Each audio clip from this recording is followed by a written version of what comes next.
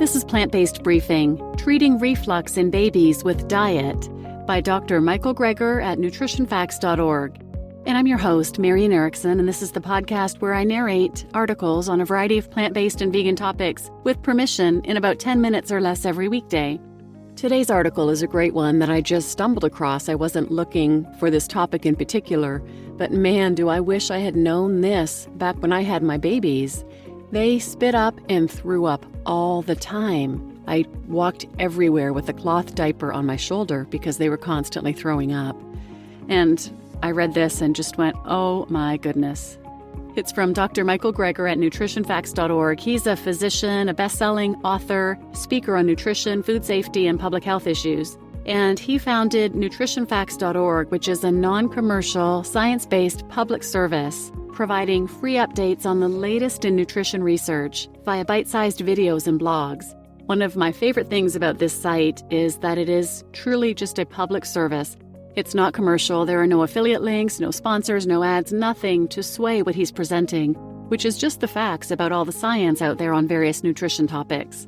And he's not doing this to sell you any supplements or magic pills. 100% of all proceeds he has ever received from his books, DVDs, and speaking engagements have always and will always be donated to charity. I love that.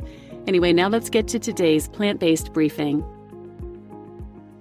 Treating Reflux in Babies with Diet by Dr. Michael Greger at nutritionfacts.org.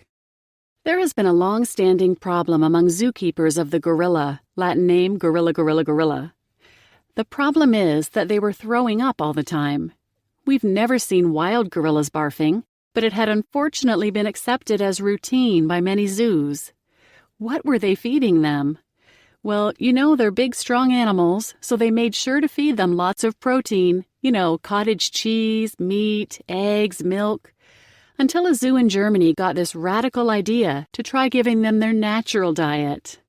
And the change following the alterations to the diet was astonishing. Before, the poor silverback was regurgitating and vomiting during most of the day. But by the third day, eating what they were supposed to eat, he and the rest were all miraculously cured. Even just removing milk from captive gorilla diets led to significant improvements. Cow's milk was historically considered an essential item in the captive gorilla diet, but they showed that removal of milk from the captive gorilla diet may reduce such undesirable behaviors and may be a step toward better approximating their natural diet. Giving an animal milk after weaning? Giving an adult animal milk? Milk is for babies. And then giving milk from a bovine to a primate? What were these crazy zookeepers thinking? Doesn't make any sense. Reminds me of this landmark study.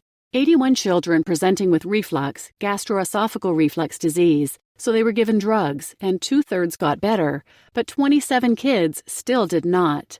So they tried eliminating cow's milk from their diets, and within 1 month, all 27 were cured.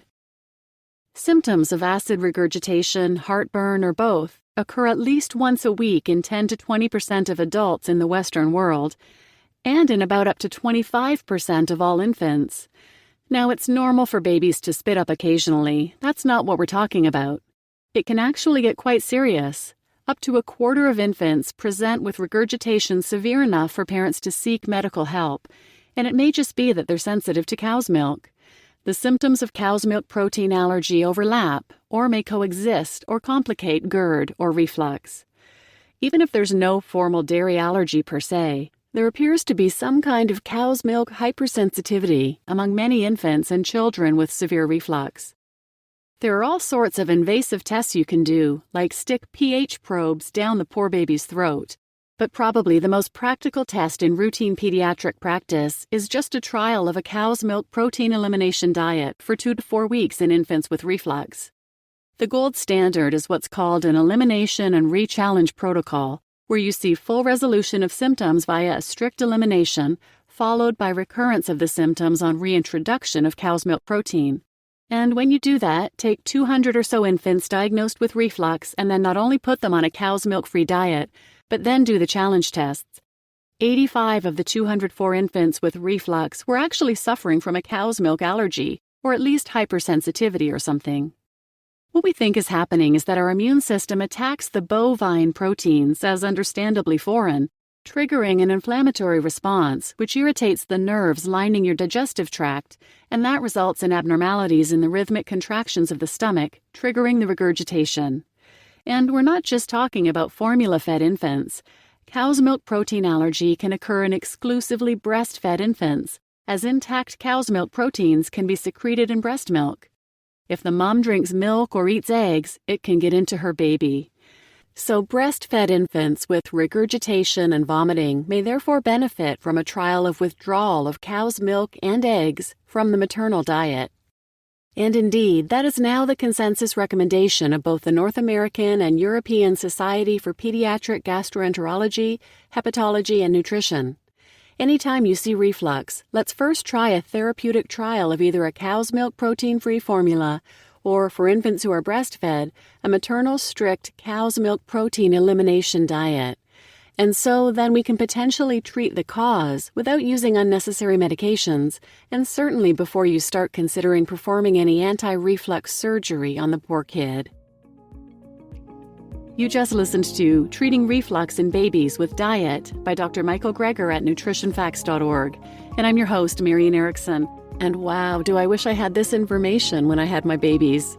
I was vegetarian at the time, but eating tons of cheese and ice cream and eggs, and they were spitting up and throwing up all the time. The doctor couldn't figure it out, but because they weren't losing weight, thankfully, they didn't try any invasive procedures or surgeries, but it was obviously so uncomfortable for them. Anyway, wanted to share with you what I wish I had known. Please share with anyone who might benefit, and thanks for listening.